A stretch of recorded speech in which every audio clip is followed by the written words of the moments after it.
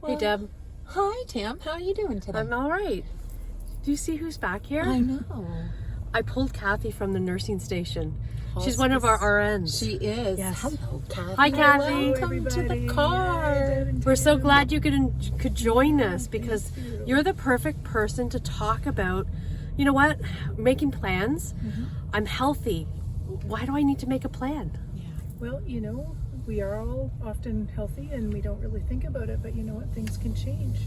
And when things change, your loved ones, your family, whoever is near and dear to you, if they have to make decisions about your care or, you know, what you would like to see happen, if you haven't had that conversation, it's really hard for them to know. And I know we've seen family members who maybe do not know that information, and at that time, they just want to do everything right. Is this something that you often see, Cathy? I wouldn't say we see it often, but just even seeing it once or twice, we want to make sure that people know how important those conversations are. And because you have them, it doesn't mean you're going to die tomorrow, right? And that's a big, I think that's a big thing that people think, well, if I talk about it, then it's going to happen. You know what I find, Cathy?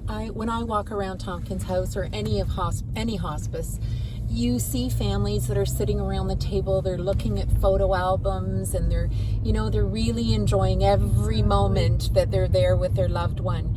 And then you see others, they're on the phone, they're making funeral arrangements, they're calling a lawyer because they don't have a will yet. Yes. Tell me a little bit about what you see in the house as well. I've seen all of those situations, and what I see is stress, and I see people not being able to live life to the fullest with their loved one and laugh and all that kind of thing if they don't know what their loved one's wishes are. And it's just a simple conversation, and talking about death won't kill you, as our dear Kathy Miller, her wonderful book, which is amazing.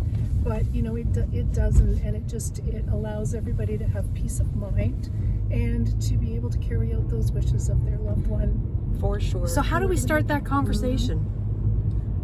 I use humor. I think everybody has a different technique, but and I think this is why we do this, to try and help people realize that it doesn't have to be difficult. Exactly. Simple conversations, expressing your wishes, and then all of your goals of care are fulfilled on your terms.